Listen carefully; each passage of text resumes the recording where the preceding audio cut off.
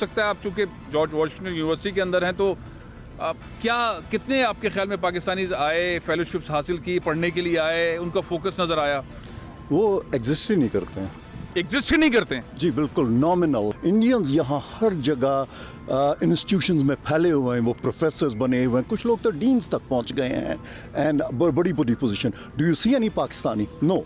In my university in basic sciences जहाँ मैं, I am the only Muslim professor. Indians ने तकरीबन capture किया हुआ है IT मार्केट को।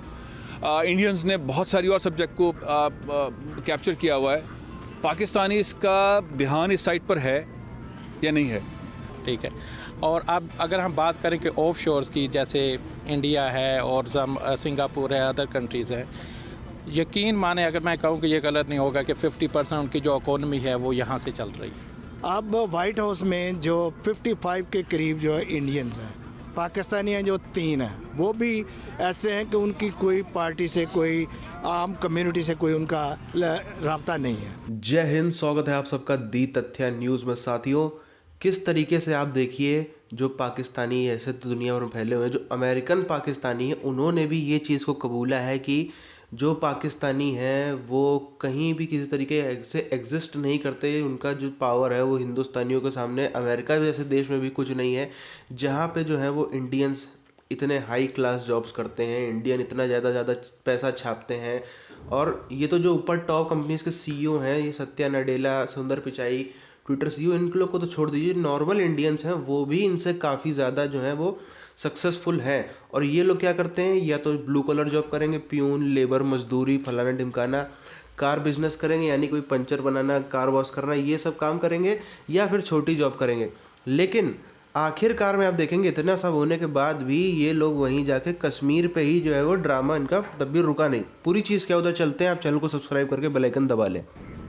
2021 में बहुत सारे प्लान्स बने, बहुत स्ट्रैटेजीज़ बनी। इमरान खान साहब ने बहुत शुक्रिया अदा किया ओवरसीज़ पाकिस्तानीज़ का। बहुत सारे मसलों के ऊपर वो बहुत खुलकर बोले। कश्मीर पर उन्होंने बहुत खुलकर बात की। इंडियंस ने तकरीबन कैप्चर किया हुआ है IT मार्केट को। इंडियंस ने बहुत सारी और सब्जेक्ट को कैप्चर किया हुआ है। पाकिस्तानी इसका ध्यान इस साइड पर है या नहीं है? जो सबसे ज़्यादा इम्पोर्टेंट चीज़ है अमेरिका में, there is no free lunch in United States. ठीक है, यहाँ पे जो कमज़ोरियाँ हैं हमारी वो बहुत ज़्यादा है। डोमिनेंस है जो इंडियंस की है। आप जितनी उसमें इम्प्रूवमेंट कर सकें वो बहुत टाइम उसमें चाहिए।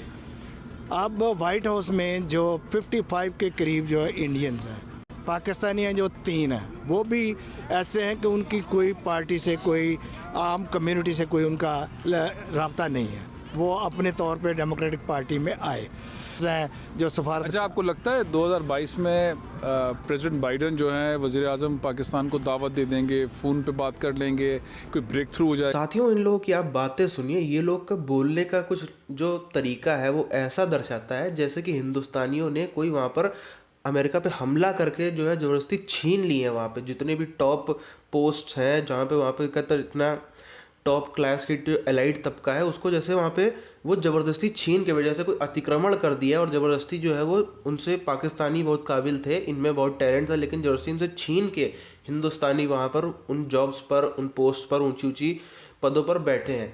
आप देखिए हिंदुस्तान की जो मेजॉरिटी है, हिंदुस्तान की जो मेजॉरिटी, आज भी जो मेजॉरिटी ऑफ पेरेंट्स हैं वो भी बचपन से ही इस टाइप से जो है वो सब कुछ करते हैं कि जो बच्चा है वो मतलब कि कम से कम विदेश में कोई ना कोई उसको अपॉर्चुनिटी मिल जाए। वो इस हिसाब से, इसीलिए आप देखिए उसका रिजल्ट निकल के आता है बचपन से ही। आप देखिए वो स्कूलिंग उसी हिसाब से होती है, कॉलेज उस हिसाब से होता है। आप देखिए हिंदुस्तान में जिन चीज़ों का स्कोप नहीं है और वेस्ट में है, वो भी यहाँ पे जो है काफ़ी ज़्यादा स्किल डेवलपमेंट के नाम पे जो है वो पेरेंट्स अपने बच्चों को वो सारे कोर्स भी करवाते हैं, उनके बारे में भी नॉलेज देते हैं ताकि उनको जो है वो वहाँ पर अपॉर्चुनिटी मिल जाए।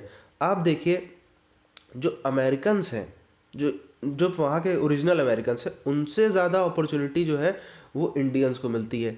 तो पाकिस्तानियों का तो आप छोड़ ही दीजिए, इनकी तो बात ही छोड़ दीजिए। देखिए सीधी सी बात है, जो अमेरिकन्स हैं वो आपको जो होंगे, जो 0.1% है वो तो आपको वहाँ पे जो सक्सेसफुल बिजनेसमैन मिल जाएंगे। बाकी की जो अमेरिकन्स की भी जो मेजॉरिटी है वो जॉब्स नहीं पा पाते।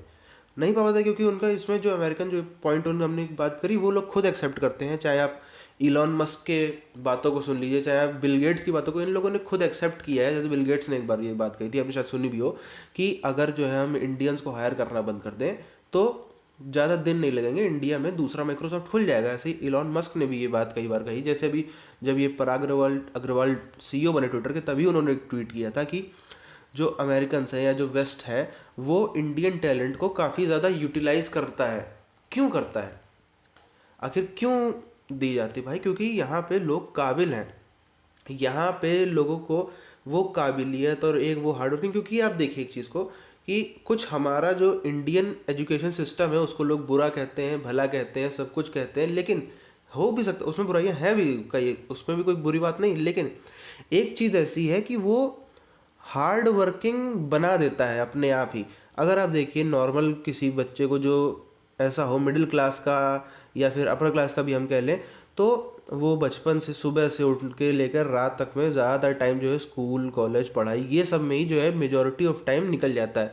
तो एक वो आदत अपने आप डेवलप हो जाती है हार्ड वर्किंग की, कि दिन भर आपको जो है वो किस तरीके से वो उसमें मतलब इधर उधर माइंड डिस्ट्रैक्ट नहीं होता, और जो है वो कि हार्ड वर्किंग की अपने आप ही वो आदत पड़ जाती है, और वो भी प्लस टैलेंट तो जो नॉलेज से मिल ही रहा है।